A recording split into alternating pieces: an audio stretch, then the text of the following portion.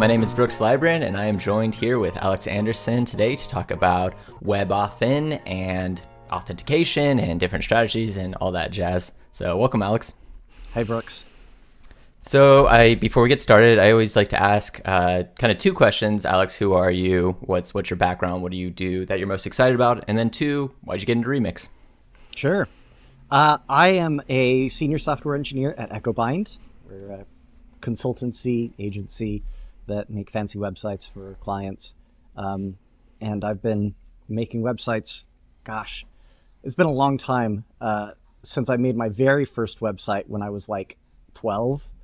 It was just done Nice. with HTML and CSS. And then I've gone on to make like spaceship simulators and small little puzzle games and email template and sending platform and stuff. Oh, nice. Yeah. Yeah. And ever since React came out, I've been a huge fan because I was using AngularJS at the time. And so the transition was very, very nice.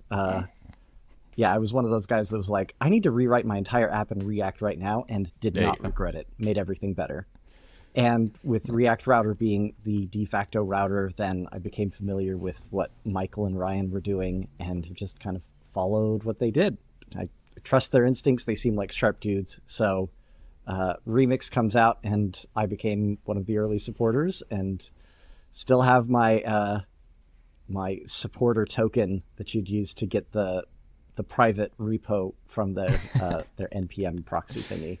So That's awesome. That's That's fun. awesome. Yeah, I definitely don't know where that is for me. I'm sure I could try and track it down, but yeah, I think I lost mine at this point. An environment variable on one of my railway projects. It's Perfect. just doing nothing, but I keep it there just as a It's little there. trophy. Yeah, as you should. That's awesome. Yeah. Well, very cool. Yeah, do you want to just dive into it then? Sure thing. Yeah, so authentication is when you let some website know who you are, which is, I guess, the first step in doing most interesting things where you're storing your data on servers. But it is rife with problems because if someone manages to trick a server into thinking that they're you, then they can do things on your behalf that you might not want them to. Yeah, usually not ideal. Yeah. No, not ideal. So just like with banks, you use your signature, and with homes and cars, you use keys. On the web, just by default, we've kind of been using passwords, but they're not very secure for a lot of reasons.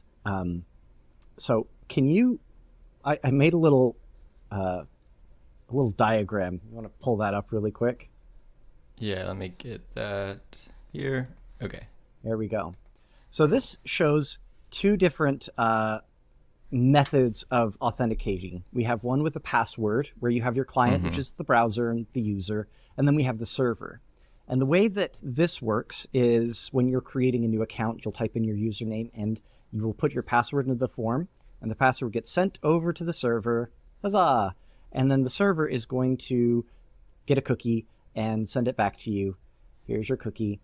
And Nice. now you are authenticated. Every time you want to make a request to the server, you send the cookie, and the server is able to use that cookie to authenticate that you are who you say you are.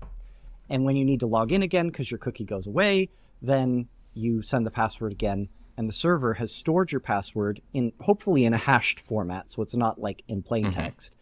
Yeah. But they're able to check the password against that hash and give you the cookie again.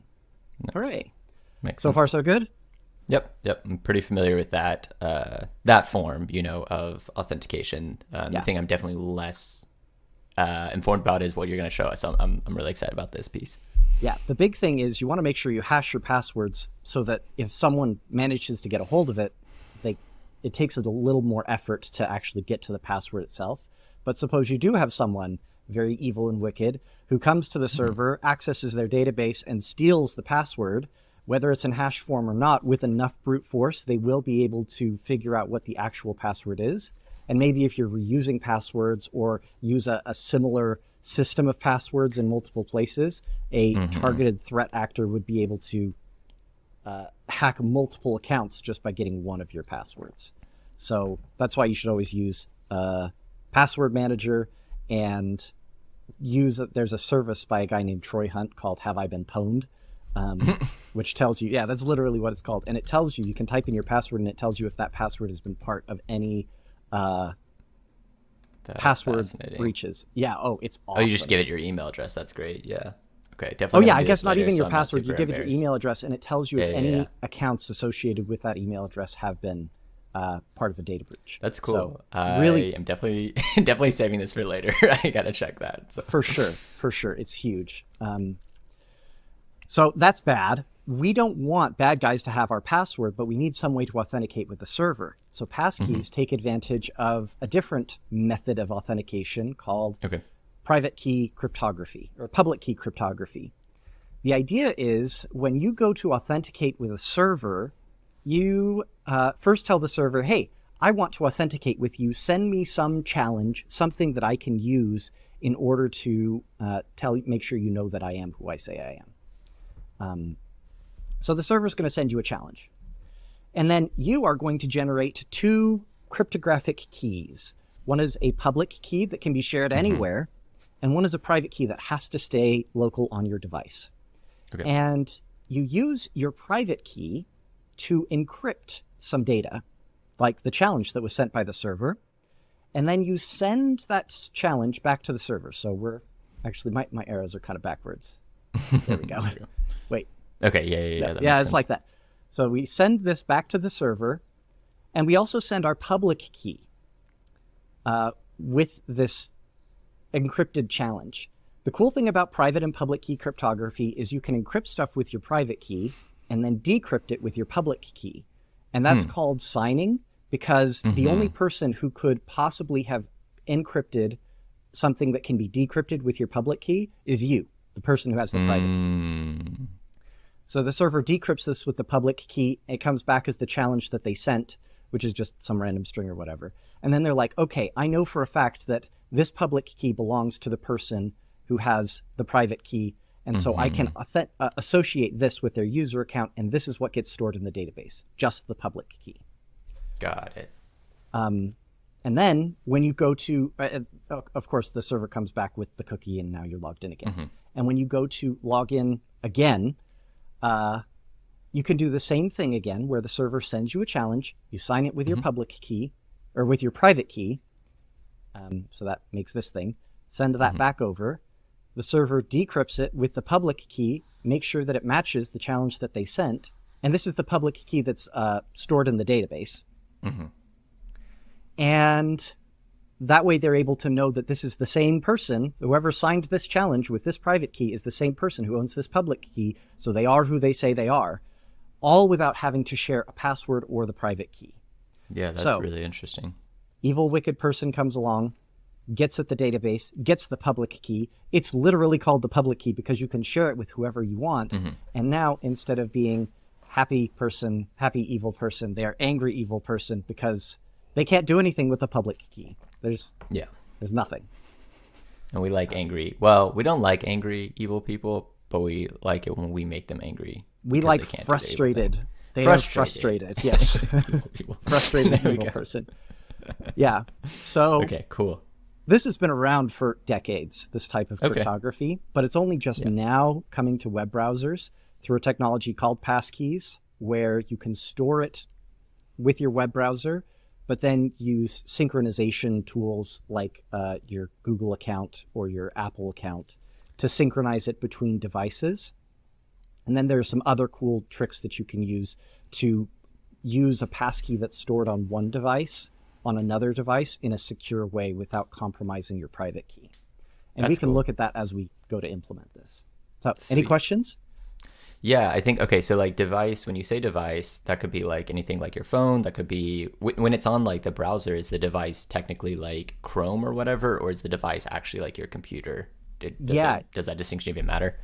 It is on a browser by browser basis. So I can Okay, have fascinating. passkeys that are different for Chrome versus Safari. And I can even have multiple passkeys for the same website on the same device. So I can have my work Facebook account and my public or my personal Facebook account with different passkeys. I don't even know if Facebook has Yeah.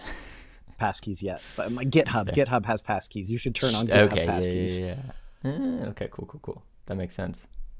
Okay, fascinating. Yeah, I think that makes sense. I'm eager to implement this. Great. Let's dive in. You want to Cool. make a new Remix app just from scratch? We'll just start Yeah, from the very beginning. let's do that. We don't need like a template or anything, right? No, we can. Okay, we'll just call it WebAuthn demo. That should Yeah. be good. Sweet. All right, 2.4.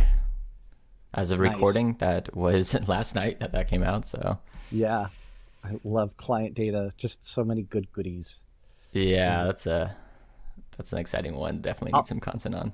I'll do your job for a second and just shout out the roadmap planning meetings, which are lots of fun to listen in on and get the inside baseball on why certain things are being built and the decision making going into Remix. Thanks, man. Yeah, I would definitely appreciate that. Yeah, if you don't know what we're talking about, it's just on our YouTube channel. As of this recording, number 9 is the next one scheduled. Likely that will have already happened by the time I get this video out. So who knows what number will be next? But definitely those are pretty fun. If you have There time will and be more energy. of them, though. Yeah. Oh, absolutely. Yeah, for sure. All right, cool. So we got that. Let me open up the code. So let me just outline the plan. Okay, First thing sure. we're going to do is in our index route, we'll indicate that whether the user is logged in or not, just as a way to know if this whole authentication bit is working. Okay, cool. After that, we'll install Remix Auth and implement our session storage and the base authenticator, which we'll probably have to do before we do the index loader. Okay, that makes sense. And then we'll implement the auth strategy for Remix Auth WebAuthn. And then we'll implement the form that we'll use to sign in with Remix Auth WebAuthn. Cool. And then you said the form last. Okay, cool. Mm-hmm. Yep. And we'll just follow the readmes for both Remix Auth and Remix Auth WebAuthn. Sweet. Okay, that sounds good to me. So Remix Auth first then. Yep. Let's do it. Okay, so yeah, it's been a second since I've set this up. This is a package by Sergio, who is like, yeah, probably like the unofficial Remix core member, essentially. Basically, yeah. He's done a lot for the community. Yeah, it's pretty good. And so like I love this package from what I'm remembering is like you have basically all these different strategies. So like you've implemented a strategy, right? An authentication strategy, and this thing kind of acts as like the base, like how you make all these strategies work essentially with Remix. Yep. So it provides a nice API for checking to see if the user's authenticated and all of that good stuff. Totally. And you can use a form strategy for like username and password or one-time passwords, along with an OAuth strategy. Okay, cool. Along with passkeys. That's why I made the Remix Auth WebAuthn, is because I wanted to have the ability to use passkeys on literally any website that I make without having to go through a whole lot of hassle. We will find there is still a little bit of hassle, but Sure. hopefully not too much. Yeah, that's fair. Okay, cool. So I downloaded the Remix Auth package. So it looks like the next thing is to set up the services session server. Just good with like just copying all this stuff basically. Yep. Okay, cool. So let's add that. As soon as you paste it in, I'll Okay, give perfect. The only big caveat with this is making sure that you're replacing the actual secret there on line 11, probably with an environment variable that you can change. Yeah, that makes sense. But for our purposes, yeah, just having it be secret is fine. Cool. Yeah. Obviously, this isn't super secret if it's just written in plain text there, which Sergio's got a note there, so that's nice. Okay, cool. We don't need to worry about the rest of this stuff. This stuff's all good, right? No. I mean, you can change the name, but and the comments there help for everything else. Yeah. Okay, cool. For understanding what's going on there. Perfect. Don't know what your red squiggles are. Hopefully they're not. Yeah, who knows? It's dumb and stuff.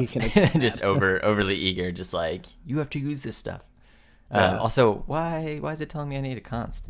I think it's actually, you know what? I think we updated, we updated the ESLint to, this is very tangential.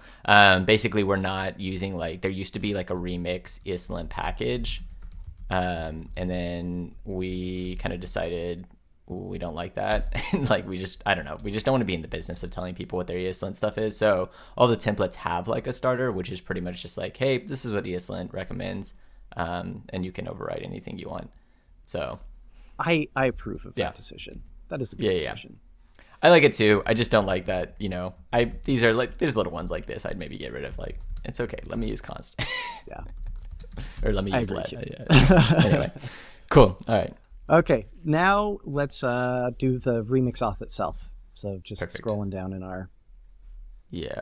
Okay, so we got like, wait, sorry, where was this? This was session.server, and then this is actual auth.server. Okay. Yeah. So still in services, and this is all just like convention. This is just like, naming convention. That's kind of nice. Yeah, you can put it wherever you want. Yeah. The server's valuable to have there just to make sure it never gets into your client bundle. Perfect. Okay, cool. Okay, so we're importing like an authenticator and then that session storage, which for some reason I can't find that. Yeah, that's interesting. It's your TS paths that's not working, but we can just do a relative import if you want. Or weird. Yeah, because the path goes straight to app. Wait, that is weird. I don't know why. Yeah, I know, right? I would think that's right. Services. There we go. / What? I think you're gaslighting me, ESLint. It might be one of those situations where you just need to reload the VS Code window. Honestly, I think you might be right. Let's try that. Yeah, I think something just got no, oh my gosh, the silliest things. Let's do a relative import just for... yeah, that's totally fine. Yeah, that's good feedback for the team. That's definitely not on you at all. That was weird. I'll let them know. Yeah, so you pass a user generic to the authenticator, which is the stuff that gets stored in the session when you log in. Cool. So this is so in this that case, you don't have to go to the database for. This is actually stored on the session. Oh, okay. Yeah. That makes sense. Depending on what type of session you use. In our case, we're using a cookie session. But obviously, or if you were using a database session, then you would still be going to the database to get that stuff. Cool. And do we need to give it a type now, or yeah? Actually, not yet. You can just keep it blank for now. As soon as we get to remix auth WebAuthn, we'll replace that. We'll replace it. Okay, good deal. Yep. All right, cool. So we got the authenticator set up. Oh, good. Yeah, I think we're ready to go to the index now. And sweet. Oh, the index, perfect. Yeah. This guy. Actually, cool. Before we do that, let's put a username on there just so that we have something on the user object. Okay. It's just perfect. Is that good? You want like that? Are you picky? Let's do lowercase n because I think that's what the thing I'm going to have you copy and paste. Is that right? Okay, does. cool. Yeah. Perfect. Okay. Okay, now we can go to index. Yay. Okay. And with Remix Auth, you can use authenticate to log a user in, and you can use is authenticated to see if a user is logged in.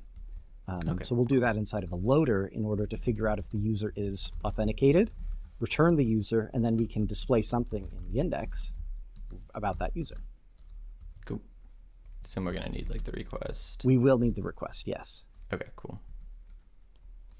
So like const user equals authenticator. There we go. Oh man, it's going to get mad at me again. Oh no. So silly. Ah man, I think someone goofed something up. That's okay. Yeah. Should be like, yeah, thanks. Yeah. Let me get rid of all this. There we go. And then auth.server. Okay, perfect. Okay, so authenticator. Authenticator dot is authenticated. Yep. Right. Okay, and then we take the request. Does this need to be? I think it is async. Okay, that would make sense. Yep. Okay. For the cookie, I don't think it actually does any async stuff, but if you're using Redis or a database for your session, then it does need to be async. Yeah, it's already good to just like be in the right form. Makes sense. For sure. Okay. And then Copilot's coming in clutch. Yeah, there we go. Perfect. Cool. Do you want to like render it down here or what? Okay, cool. Yep, just anywhere you want. Just get the loader data and render that username however you want to. This is your app, Brooks. Oh, thank you. Hold on 1 second. Did I get used? Yeah, I got it from React Router. Oh man, From React Router. it always bites. Yeah, that's not going to work because you're loading from It's not. Node. Yeah, so you need remix run thanks. React. Sorry, I don't mean to. No, it's actually, okay. the React Thanks. remix guy. You're good. I mean, honestly, this is another thing that like eventually we really just want this to be like this, and we'll get there one day because all the packages like it made sense as a strategy to begin with, but now it's just gotten to a point where it's pretty complicated. So Yeah. one day. All right, cool. One day. So Watch those roadmap meetings to know when that day is. Exactly. Yeah. Although our team is very bad about actually giving dates. We are like quite allergic to them from what I've learned. That is a very healthy thing in my opinion. That is not a bad allergy. Let's do like I don't know, let's make it a little bit personalized. So we'll say like hi, and then oh my gosh, there we go. Username, and then otherwise we can say like hi guest. Perfect. Yep. Okay, cool. And you can see that type safety coming in from the authenticator based on the user that we passed in. Yeah, that's as nice. The generic there. Cool. Yep. Okay, so now we have that. Yeah, let's run it. No reason not to. Just to make sure. Sweet. Hi guest. Okay. There we go. Okay. Now let's do our remix auth WebAuthn strategy in the Auth server. Yep. Yeah. So this one also, it has a little explanation about web authentication. And I am using a package called Simple Web Authn. It has a server and browser packages. Okay, sweet. Yeah. So if you wanted to do this outside of Remix Auth, that's what I'd recommend. And yeah, it's a really handy package for just simplifying some of the obscure things about it. Sweet. That makes sense to me. All right, I guess I should actually install this package, right? Yep. All right, so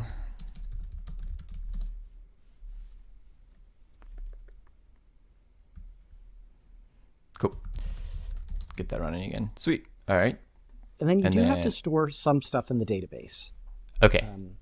So one thing to note is that some of these things like credential ID and credential public key are actually going to be uint8 arrays when they're generated by the browser. It's just the way that they are. So there is going to be, you might have to do a little bit of converting to base64 and back. That makes sense. Yeah. When you're storing it in a database, depending on what database provider you have. In our case, we're going to use an in-memory database. Perfect. So you got that little details right there. Oh yeah. Saying, yep. We can just copy that into our app and use it as our database. And that's where that user type is coming from. So let's create a new file for this just so that it's away from the authenticator itself, because this is just if you want to play around with it. I do not recommend using an in-memory database because anytime your server restarts, all of your users go away. Yeah, kind of sad. Which might be a good thing. I don't know. I'm not your mom. All right. Yeah. What do you want to call this thing? Just put it in services and call it db.server.ts. Okay. Cool. So this has a bunch of functions. Yeah. Yeah. It stores our authenticators and our users, and that has functions for getting the authenticator, getting users by username or ID, creating users, all of that stuff. This is basically our model. Sweet. That we can then use in our authenticator strategy. Okay, very cool. Yeah, okay, so this is like, you could be replacing this with like SQLite or whatever you have, or SQL, and like using Prisma, or that's kind of what a lot of people end up doing. But yeah, so you're just doing so where's our actual like, okay, if users return this, is this our database essentially this thing, or is it it's those two maps up there? So I'm using maps in this case just because it's a little bit nicer than arrays. But you could use that makes sense. Yeah. But you can do like your like your set, and I assume like your get and whatnot. Okay, cool, nice. Yep. Sweet. Now back to the docs, so we can copy and paste the strategy itself. Okay, that was just the type. So this strategy. Perfect. Yep. So we can, you can copy all of that, I suppose. I would just grab mean, you can grab all of those exports from the DB at the top, and then grab the WebAuthn strategy itself. Okay, cool. So like just these separate. two. Yeah, that. Yep. And then you can delete that user type there. I think this was Yeah, .server, and then yeah, you're right. We got rid of this. Yeah. Okay, cool, nice. So we have the strategy, and then we have all the different stuff. And those are going to be used by the strategy in different ways. The strategy is very database agnostic, so it just it tells you what functions it needs in order to operate correctly, and it's your job to implement those functions for whatever database you're using. Okay, cool. That makes sense. Sweet. Okay, and then this is the actual like strategy. Yep. Dang. Okay, this is pretty beefy. So yeah, we're definitely we'll go through it line by line. Perfect. Okay. Should I actually? I think I missed something. Oh yeah. Just to use it. That would make sense. Yep. So in this case, you do have to export the WebAuthn strategy instance because we are going to call some methods on it at certain points. Oh, okay. Cool. That makes sense. But that in the constructor itself, you got a couple of things you need to pass in. The first is, the name of your app, which it is shown to the user just to let them know you're creating a passkey for this thing. So you can call it Brooks app or whatever you want. Yeah, that makes sense. Okay. The next two things, RPID and origin, make it so that the passkey is isolated to a specific origin, a specific domain. So the host name for the RPID, and then the origin for the origin. And I suppose the origin can be an array of URLs, but I'm not entirely certain like what the distinction is aside from the fact that those two things are needed. And if they don't match up with the website that you're visiting, it's not going to work at all. The browser is going to refuse to create a passkey for you because those things have to match with what the browser, what web page the browser is actually on, because security. So this lets you pass in a string if you just want to have it only be for one domain, or you can take the response and return something from that response. It just needs to be a string that matches the host name and the origin. In those cases, and I'm using the URL to pull that out of the request URL. Makes sense. Sweet. So then we have the first of our database hooks where we're getting specific authenticators for a user. And in this case, the user, if you hover over the user parameter there, it's either going to be user or null, because there are some situations where you're trying to get authenticators, but you don't actually have a user. So you need to make sure that you handle that null case. In that case, you're just going to be returning an empty array. That makes sense. Yeah, I assume you just have there we go. Perfect. Okay. And then you can see some of that when you save things in a database, the shenanigans that are involved there. Like this transports property is a array of strings, but you can't store an array of strings in every database. So I'm converting it into a comma separated value, and this is where I'm just splitting that out into an array. That makes sense. Pass wherever it needs to go. Yeah. Cool. There are types, so if you're using TypeScript, it'll make sure that you conform to that properly. That's good. Yeah. Okay. And was that authenticator, is that like this one? That's what we're talking about? Yep. Okay, right cool. there. Nice. So explain the transports to me one more time. What is this exactly? Passkeys and WebAuthn in general work with multiple things. So you could use like a FIDO key, like a USB thing that you stick into your computer, or BLE stands for Bluetooth Low Energy, which is just using Bluetooth to connect to a device. We can demonstrate that actually. NFC is near field communication, which phones have these days. And then internal is for passkeys that are just stored on your device and that are not being transmitted through USB, BLE, or NFC. Cool. Okay, that makes sense. That is all stuff that's figured out by your browser or the device that you're running on. You just have to make sure it gets stored in the database so that it can be referenced later. Cool. Get user details is what is going to, where you get the user object and you just transform it into well, hang on. The WebAuthn spec expects every user to have an ID and a username. A Okay. username doesn't have to be a username strictly. It could just be an email or whatever else you want to do. But you do have to take whatever your user in the database is stored as and turn it into an object of this shape. So that's what that function is for. Okay, cool. That makes sense. And then hopefully Cool. get user by username and get authenticator by ID are both self-explanatory. Yeah, that makes sense. Yep. Okay. All right, perfect. So that's just the stuff to get the authenticator set up, but now you need to deal with the verification step, which okay. this is common for all Remix Auth strategies. It gives you some stuff. In our case, it's the authenticator, the username, and a type, which is either whether you're registering or you're authenticating an existing passkey. Okay, that makes sense.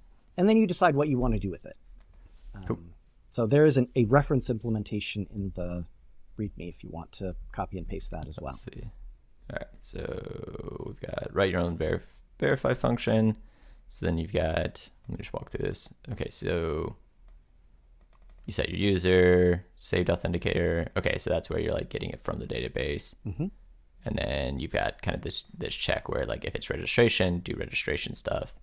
If it's authentication, just okay, interesting. That one's pretty easy. All right, cool. Yeah. All right, let me just copy this over then. I think these lines are right. Yep. So we can go through the registration a little bit in more detail. For sure. No, I just wanted to get that high level. Okay, cool. Yep. So Walk me through if it. someone's trying to register a passkey that already exists in the database, that doesn't make any sense. Yep. Every authenticator, every passkey should only be associated with one user. So it just throws an error. Cool. Then we also need to have a username of some kind. And again, the username does not have to be a literal username. It could be an email address if you wanted. Okay. Then Makes we're sense. going to get the user object. But if there is a user object, we don't want to let someone else register a passkey for somebody else's account. So that makes it so that you can't register a passkey unless one situation where you'd want to do this is if you were to check and see if the user is already logged in and is trying to associate another passkey with their account. So users can have multiple passkeys for their account.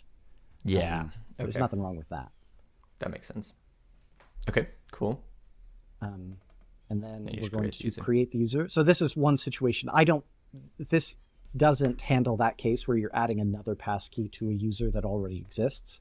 But Yeah, that is that something makes that you sense. might want to add logic for here if you want to have that. There you go. I fixed And it that's the now. great That was thing good. is this gives you the flexibility to be able to do that if you want. Yeah, totally. That's great. Okay, cool. And then we create the authenticator object and associate it with the user that we just created. Sweet. So And you this- might be wondering, yeah, it just sets it to the in the authenticator's map. So you That's awesome. just storing it to the database. So this would be, so you, I think you already said this, but I'm just like reviewing for myself. You basically have two tables in your database that you care about. You have the users themselves, and then you have the actual authenticators. And so that's where like a user could have multiple authenticators, right? Essentially. Yep, it's a many-to-one relationship between authenticators and users. Cool. That makes sense. All right, sweet. And you might be wondering, where does that authenticator come from? That's generated by the browser. And Okay. we will get to that step in but a moment. Sweet.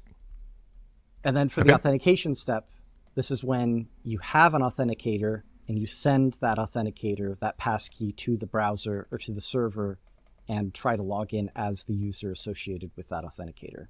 And if you find that one, great. And if not, oops.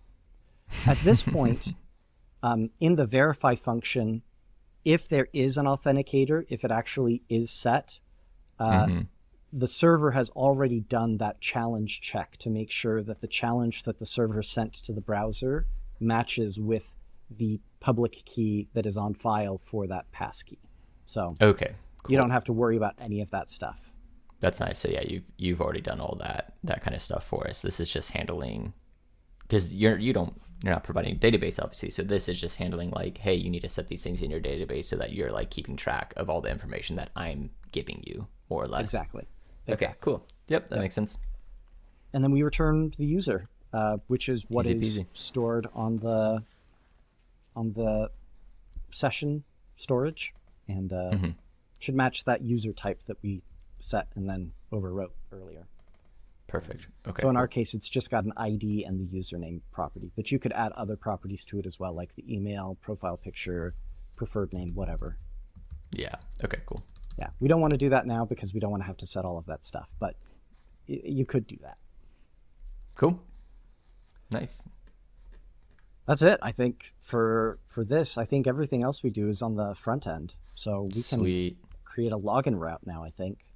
Oh yeah.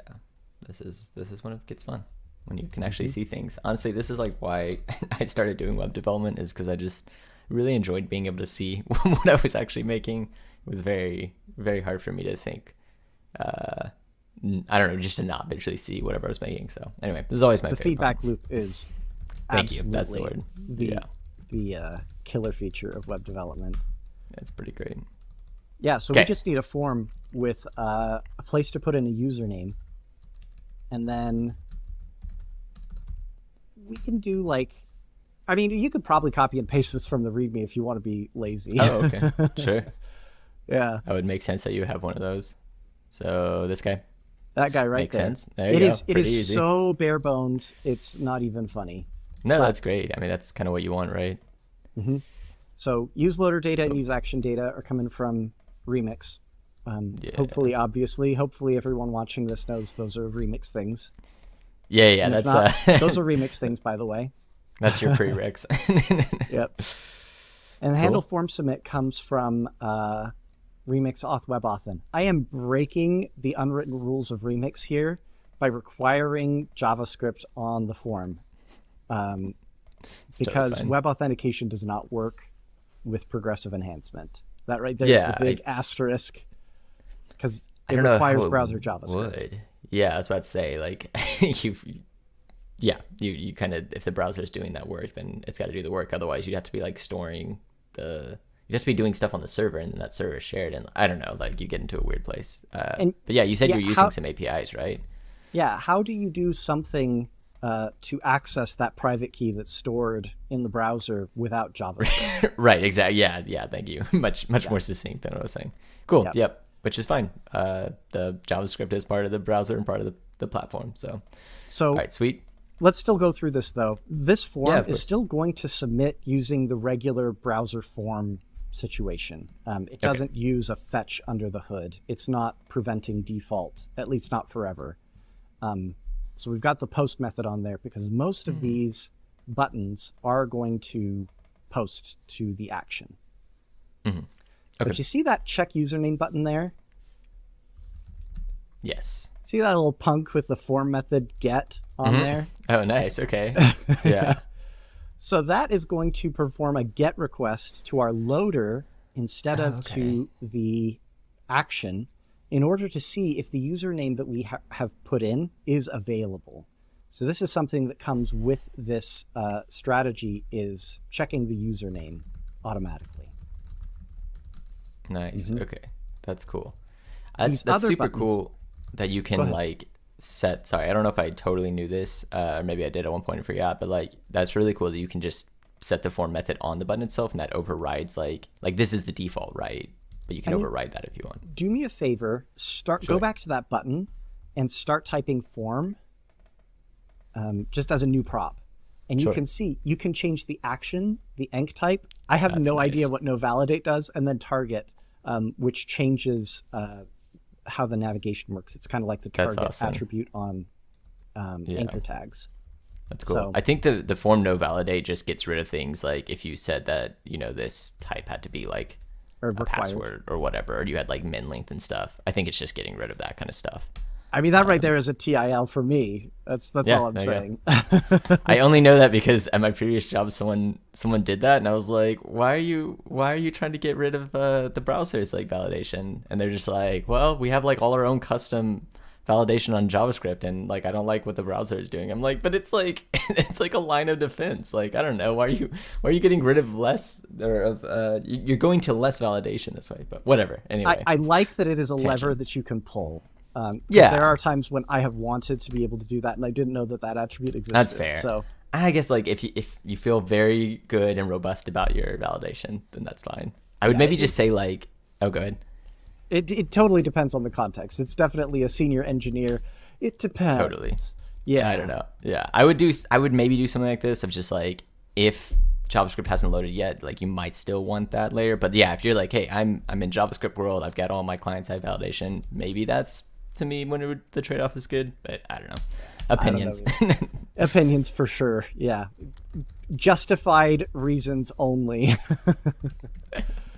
Okay. So then we've got our two other buttons down there. Okay. One is it has the name intent and the value registration. That is required by the strategy. It expects those things. Wait, what was that? That's our if else case, right? That's like this guy versus. That's how it determines which type you're dealing with. Yep, is the intent on the button that you use to submit the form, or just making sure that the form has an intent value with that exact thing, registration or authentication. Cool. And then we're disabling the register button if the username is not available. Cool. Sweet. Wait, where are these options coming from? Oh, okay, they're coming from the loader data. We'll hook that up. Cool. Yep. So let's, and then of course showing an error in our action data, which we'll set up as well. Yeah. Perfect. Okay. Is that what we want to set up next? Let's do some more copy pasta. Love this. Yeah. So it's just right up here above. Okay. Perfect. I'm gonna do these one at a time, just because that's helpful for me to think through it. Yeah, so in a previous version of Remix Auth WebAuthn, there was all kinds of weird, crazy stuff that you were doing in the loader with catching responses and stuff. Now, all that it does is calls the generate options function on the method on the WebAuthn strategy, which is coming from your auth.server, so you can import that from there. Perfect. Yep. And then, so we got that authenticator. That's like the base one. And then we've got this is something that I really should stop doing. Session storage is a global in browsers. But it doesn't exist in the server. It's the counterpart to local storage in browsers.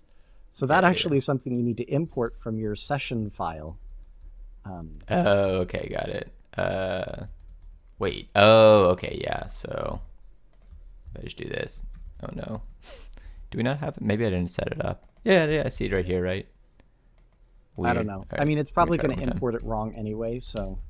That's true. It's a really good point. I don't know. That's why it wasn't working. Is because. Is it spelled differently or something? No, it's because it was expecting the global. It just still was doing exactly what you said. That makes sense. Yep. Okay, cool. So so you're just saying these are conflicting namespaces. Okay. Yeah, I should just name that something else every time, like user session or something. Yeah, exactly. So that it is obvious that it's not that browser thing, but that's neither here nor there. No, it's totally good. Okay, cool. So this is going to generate our options based on that request and the session storage and the user. Okay. Remember our little pantomime earlier? The server generated a challenge that it gave to the browser.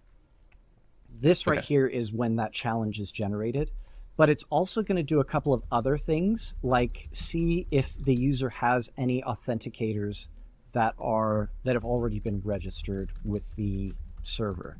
So if you're registering a new authenticator, you don't want any of those old authenticators to be viable options for that. And if you're authenticating an existing authenticator, the server is able to tell you, hey, here are all of the authenticators that are relevant to your user. You can pick between these ones. These are the ones that we have on file for you, just based on your username.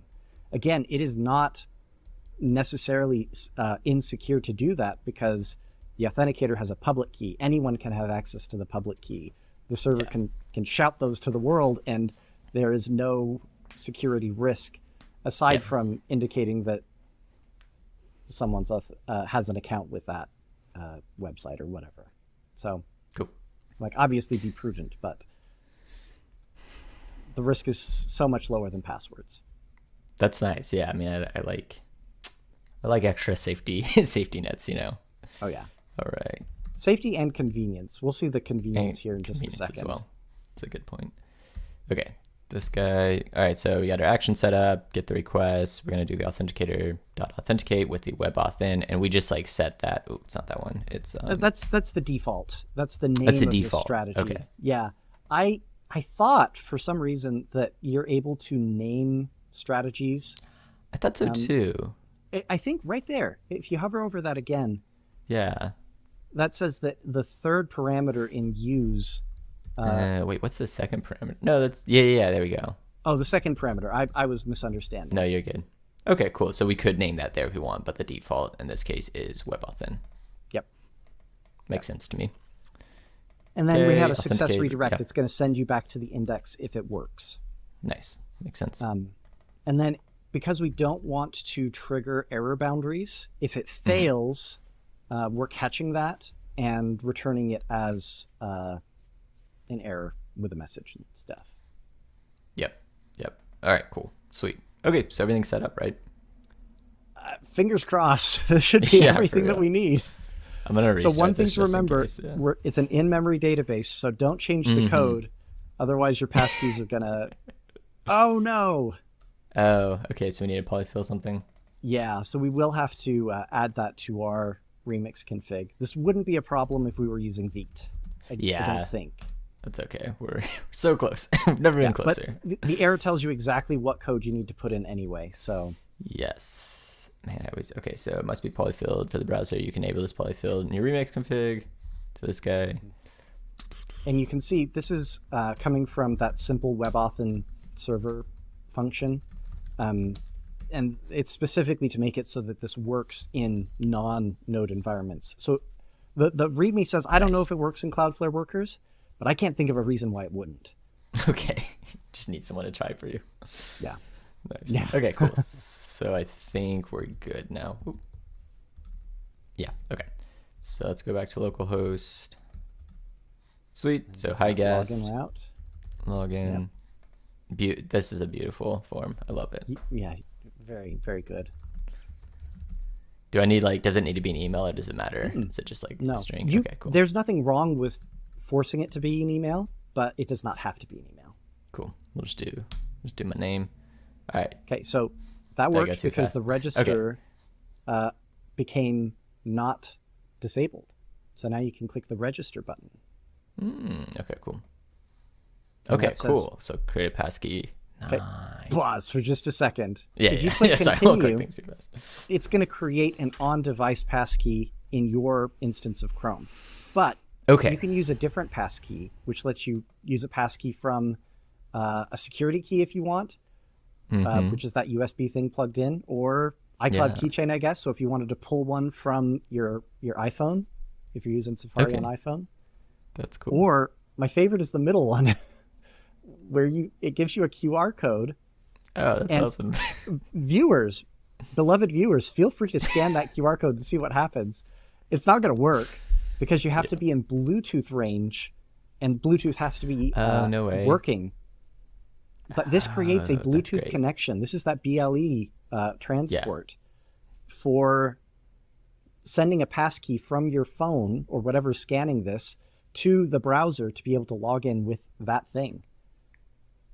This is awesome. Oh, wait, shoot. Okay, wait, I'm going to cancel this. It was doing stuff I don't want it to do on my phone. Yeah.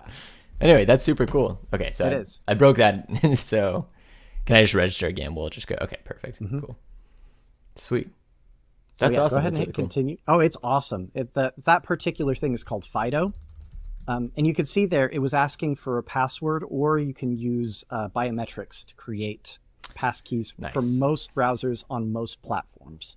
So That's Android, super iOS devices, Windows, and Mac should all work. Sweet.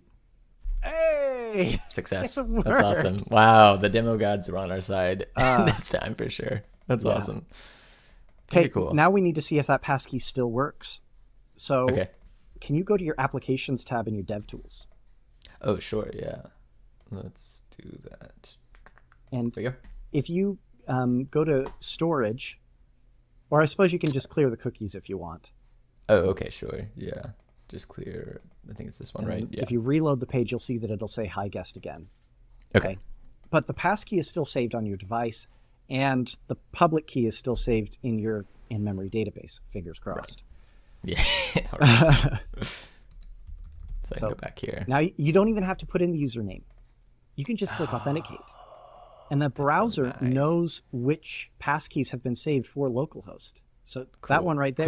Clearly, I have tried to do this before. Okay. Yeah, in a past life or something. Yeah. Nice. Okay. Easy peasy. That's so cool. Yep. That's great. Nice. I want to do it one more time to see what does happen if I can't remember if we had something. Ooh. I don't know if I've set this up necessarily. That's okay. What happens if I try to register again? Will it just break or will it go? Go ahead. Yeah, give it a shot. Yeah. Let's see. Sorry, I just want something to fail. Yeah. Okay. So Well, something happened there. That's something that you can go in and add the necessary checks to make sure that can't happen necessarily. An exercise for the reader. Yeah. Yeah. In that situation, probably. Yeah. So you did spell your name the same way both times. So it probably created two separate users. Yeah. It'd be nice if we could inspect the database, but given that it's in memory, I'm not going to ask That's you pretty hard to do. Yeah. dig into the node memory heap. Yeah. Without wiping it. Yeah. Cool. That's super cool though, and that is really easy. Just have the one click and then use the password of my actual device.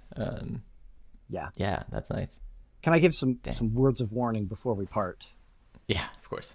So there's nothing stopping you from having passkeys be your only authentication source, but that is risky because if someone loses their passkey for some reason, they're completely out of luck.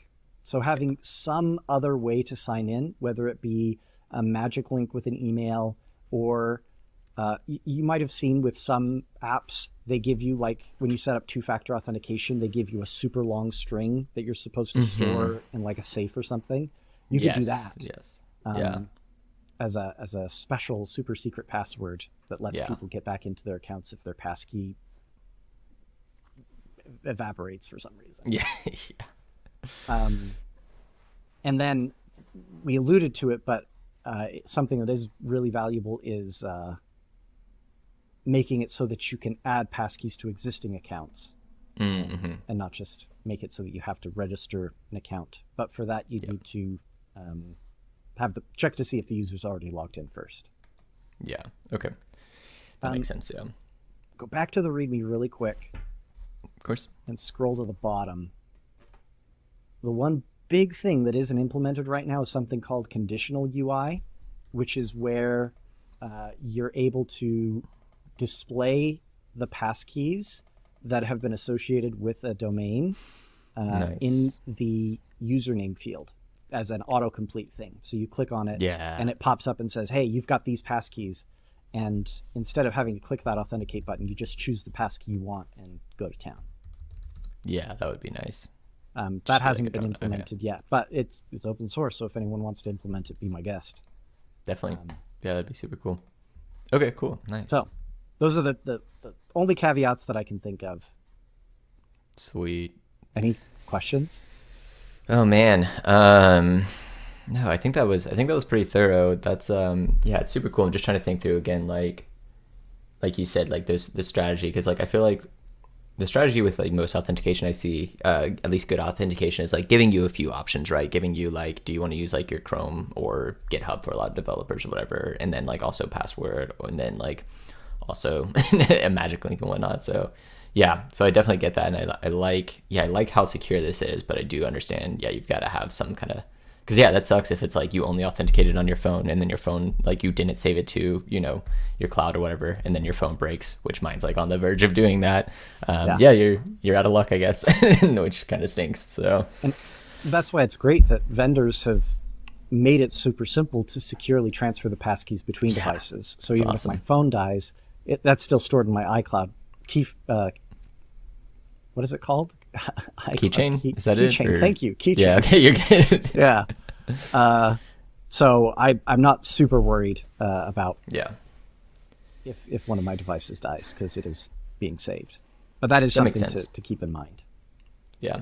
Okay. Devil's advocate. I feel like people, and I've heard this with like password managers too. People will say like, "Oh, now don't you just have like a single like vector now, like attack vector, a single source of like if you lose access to your iCloud account or whatever, then like everything is open." Is that what do you say to that? Is that a concern? Is that not a concern? Is that's just worth the risk?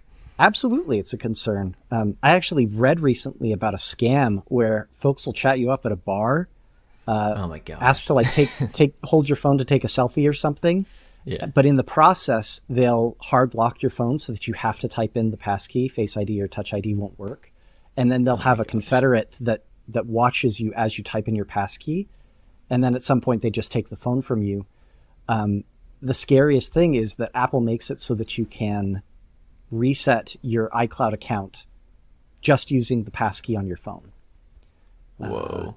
When I say passkey, I mean the 6 digits or your password for your phone. Yeah, exactly. And that gives you access, again, to iCloud Keychain and everything. Wow. So it's a hugely lucrative scam if you're able to pull it off. And if you do, because I told you about it, you are a bad person. Do not do this. Yeah, hopefully more people are warned to not give strangers their phone. Exactly. Than otherwise. But Apple's releasing a new feature that makes it harder to do this in a future iOS update. Makes it so that you have to wait literally an hour after typing in the passcode before you can change your iCloud account password. That's super interesting. Okay. Yeah, so it makes it a little bit harder for people to be able to pull this off before you realize your phone is gone and turn it into my phone is lost mode. Yeah. They have to pretend to be your friend for an extra hour, which like depending on your personality, that might be really hard. So you are the best defense. Yeah. I mean, it sounds like a Hallmark movie in the making. They fall in love over it, scam to still. Devil's advocate, absolutely. That is always going to be a risk. And hopefully vendors make it so that this risk is less and less of a risk by doing things like what I just described. So yeah, there's always risk. It's never, there's never not risk. So yeah. And again, in this case with passkeys, you don't have to remember it. It's just stored on your device. You don't have to remember the passkey. And if it gets out there, like suppose one of my private keys does somehow get off of my device, it's only going to work for that specific website. It's not going to be something that can be used as an attack vector in other places. Yeah, that makes a lot of sense. Cool. Awesome. Well, yeah, this is super cool. I definitely can see myself using this strategy for future projects, and I hope other people can as well who are watching this. Absolutely. And if you still aren't sold, go turn it on in places that have enabled it. Google has it. GitHub has it. Passkeys are going to be everywhere. There are a lot of blog posts out there about how great passkeys are and how they aren't so great. So there are definitely reasons not to use it. I will let you do the necessary research because I don't like having the burden of proof on me. But there are plenty of articles out there talking about the pros and cons. So definitely do your research before implementing this. But if you want to implement it, are using Remix and Remix Auth, I've got a package for you. That's awesome. Well, yeah, thanks so much, Alex. One, for just making the package. It's always super appreciated. And then, yeah, two, for coming on and teaching me all about this. I definitely learned a lot today, so I'm really appreciative of it. Same here, Brooks. It is always a pleasure, and thanks for having me. Sweet. All right, well, bye.